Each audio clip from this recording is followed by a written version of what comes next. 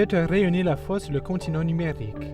Ensemble, recueillons plus de 200 000 $ en 2012.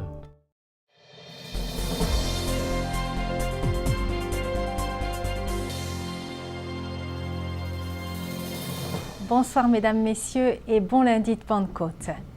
Dimanche, en la solennité de la Pentecôte, Benoît XVI a présidé la messe dans la basilique Saint-Pierre.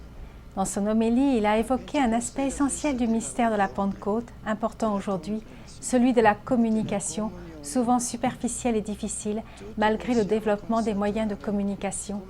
Il a souligné que la concorde, l'unité, ne peuvent exister qu'avec le don de l'Esprit de Dieu, qui nous donnera un cœur nouveau et une langue nouvelle, une capacité nouvelle de communiquer. Avec la Pentecôte, l'unité et la compréhension sont nées là où était la division et l'étranger. Agir en chrétien signifie ne pas être renfermé sur soi, mais s'ouvrir à tout. Cela signifie accueillir en soi l'Église tout entière et mieux encore, la laisser nous accueillir intérieurement. Pour terminer, le pape a encouragé les fidèles à vivre selon l'esprit d'unité et de vérité. Puis Benoît XVI a récité le Regina Coeli.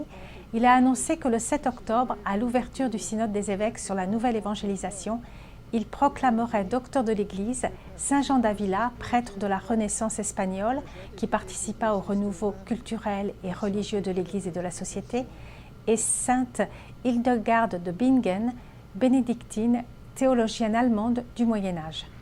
Le pape a aussi évoqué la béatification en France de Mère Saint-Louis, Marie-Louise Élisabeth de Lamoignon, fondatrice des Sœurs de la Charité de Saint-Louis au XVIIIe siècle. Cette béatification eut lieu sur le port de Vannes en Bretagne, ville où Mère Saint-Louis prit soin des jeunes filles qui erraient sur le port et fonda cette congrégation. Celle-ci est présente dans le monde entier, dont au Québec depuis 1902, où un grand nombre de sœurs continuent cette mission de réconciliation universelle du Christ. Une délégation des Sœurs de la Charité de Saint-Louis de Québec était présente. De plus, le miraculé de cette cause est un Québécois guéri d'une ostéomyélite par les prières à Mère Saint-Louis. Écoutons le message de Benoît XVI. Aujourd'hui, je participe aussi spirituellement à la joie des fidèles du diocèse de Vannes, rassemblés pour la béatification de Louise-Élisabeth Mollet, Mère Saint-Louis.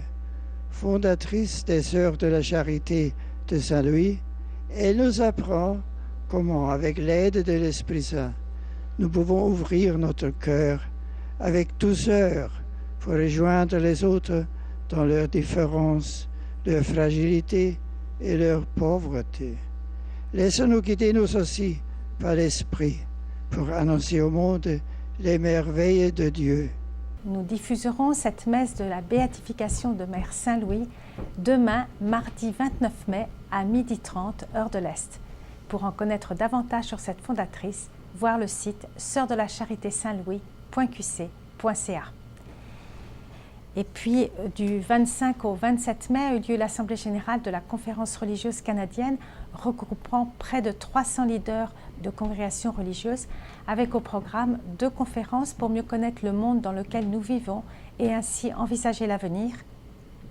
La conférence de Sœur Patricia Whitberg, sœur de la Charité de Cincinnati, professeure à l'Université d'Indianapolis, s'intitulait « Prendre conscience du temps que nous habitons » et l'autre conférence du Père Gilles Routier, professeur à l'Université Laval, sur Vatican II, Nouvelle Pentecôte pour l'Église. Et puis 2 grandes joies à Télévision Ciel et Lumière. La veille de la Pentecôte dans la cathédrale Saint-Michael de Toronto, nous avons été témoins de 2 célébrations de nos collègues anglophones. Pedro Guevara Mann a été ordonné diacre permanent avec 14 autres hommes mariés et Sheridan Egelard et Mathieu Sanders se sont donné le sacrement de mariage. Et puis c'est bientôt le temps de s'inscrire pour les JMJ de Rio. Nous vous laissons sur la nouvelle bande-annonce des JMJ.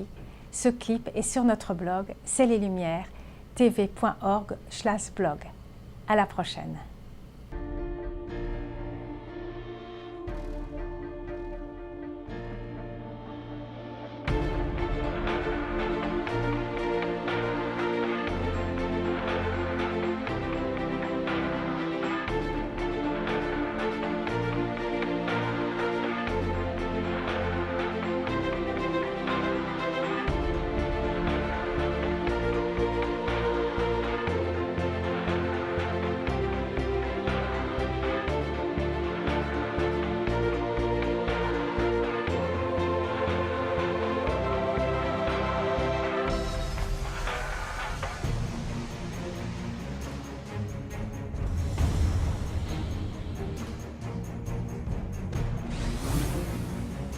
N'ayez pas peur.